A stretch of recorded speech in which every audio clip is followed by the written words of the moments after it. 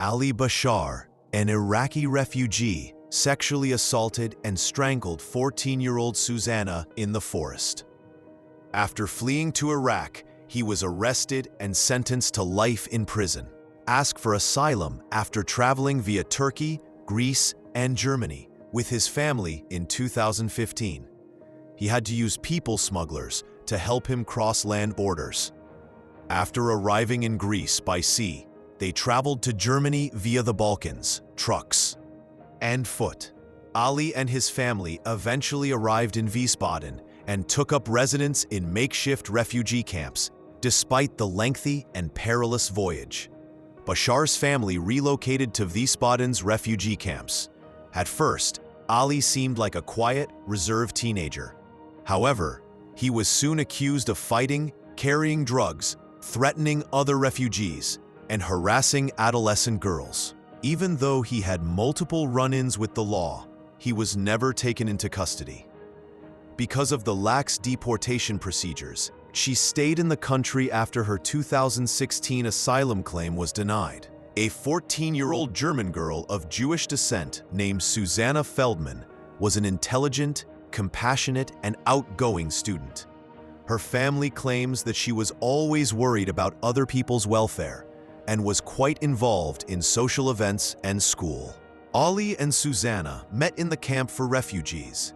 Although some of her friends had told her that Ali was dangerous, Susanna believed she could assist her since she was so innocent and compassionate. After some time, Susanna distanced herself from Ali's attempts to establish a love relationship. Ali texted her on the evening of May 22, 2018, suggesting that they discuss their issues. Unaware of Ali's sinister intentions, Susanna agreed to go with him. He led her to a remote, dark area near Wiesbaden. After an argument broke out between them, Ali suddenly attacked her, threw her to the ground, and violently assaulted her. Susanna begged and screamed, but Ali continued mercilessly. Fearing exposure, he used his own hands to strangle her after the rape. After a fight, Susanna collapsed to the ground, dead. Ali, terrified but resolute, pulled Susanna's body far into the woods. He buried her after using his hands to dig a tiny grave. To avoid leaving a trace, he destroyed Susanna's phone and burnt her blood-stained clothing. Then he went home and kept it a secret. He fled to Erbil in Iraqi Kurdistan with his family a few days later after surreptitiously leaving Germany. Police began searching when Susanna vanished. The authorities found Ali thanks to GPS data, mobile phone messages, and friend testimonies. International police issued an arrest warrant in response to public pressure and media coverage. Ali was taken into custody by Iraqi Kurdish security forces. After being presented with proof and threatened with an Iraqi trial, he eventually admitted his guilt despite his initial denials of guilt. He was sent to Germany by extradition. Ali was presented with indisputable proof in court, including his criminal history, witnesses, and DNA found on the body. He was ultimately found guilty of rape and murder and given a life sentence without the possibility of release. This crime destroyed society's faith in the asylum system, in addition to taking a girl's life, the judge declared. Popular response. In Germany, Susanna's murder caused a surge in popular indignation. People demanded that the asylum system be reformed, that dangerous individuals be deported more quickly, and that asylum applications be reviewed more thoroughly. All my daughter wanted to do was take a stroll with her pals. Susanna's mother stated in an interview that she never imagined that night would be her last. Number 2. Hussein Khavari, an Afghan asylum seeker using a false identity, sexually assaulted Maria Ladenberger, a medical student, and dumped her body in a river.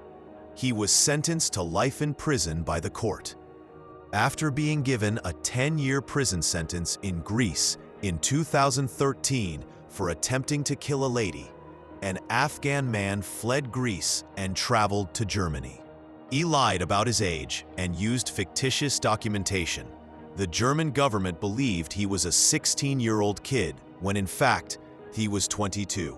As a young refugee seeker, Hussein was put in a Freiburg group home. He frequently approached girls when out on the streets. Despite allegations of verbal abuse, aggressive conduct, and mental instability, he was given more leeway because he was reportedly a teenager. Maria Leidenberger, a 19-year-old medical student and the daughter of a senior EU official, was generous, intelligent, and compassionate. She had intended to ride her bike home after attending a student party that evening. She was pursued by Hussein on the way back. He grabbed Maria off her bike in a dark area of the road, knocked her to the ground, sexually assaulted her, and then dumped her unconscious into the Dreisam River to hide the crime. Maria drowned to death. The following morning, the body of Maria was discovered. She had drowned, according to an autopsy, but there were also indications of rape and abuse. Hussein was eventually recognized by the police using DNA analysis. He was seen pursuing Maria on CCTV. At first, Hussein disputed everything in court, but he confessed because of compelling evidence. He was given a life sentence without the chance of release by the judge. Hussein was found to have intentionally misused the child welfare system by the court. Society in Germany was rocked by the murder. Journals referred to it as a system scam. Maria's family demanded more stringent screening and changes to asylum regulations. Number 3.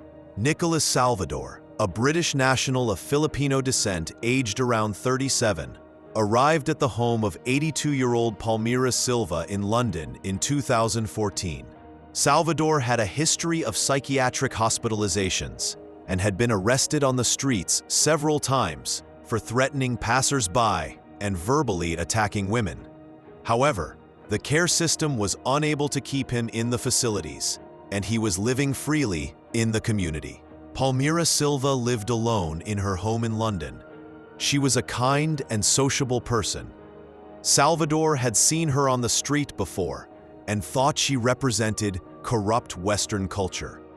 Salvador entered Palmira's house with a knife, surprised her in the kitchen, and stabbed her several times in the chest and neck. Neighbors heard her screams and called the police, but when the police arrived, Palmira was dead. Salvador was arrested at the scene. During interrogation, he claimed that a voice in his head told him that this woman is an enemy of God. After a psychiatric evaluation, the court determined that he suffered from schizophrenia. He was sentenced to indefinite detention in a high-security psychiatric hospital. Number 4. Habte, Araya, asylum seeker pushed an 8-year-old child onto the train tracks, killing him. Due to severe psychosis, he was sentenced to indefinite detention in a psychiatric hospital. Habte Araya, a 40-year-old Eritrean man, arrived in Germany in 2019 after fleeing from Switzerland. He had no criminal record, but had been hospitalized in psychiatric facilities. Since 2018, there were reports of mental instability, paranoid behavior, and threats of violence. In Switzerland, he attacked a colleague, threatened to kill his family, and attempted to set fire to a house. Before the crime, he was wanted by Swiss police, but managed to cross into Germany. On July 29, 2019, Habte Araya pushed a woman named Anna and her 8-year-old son from behind onto the tracks of a moving train at Frankfurt Central Station. The mother was able to save herself at the last moment, but the child was killed under the train. He also tried to attack another elderly woman, but failed. The attacker was immediately arrested.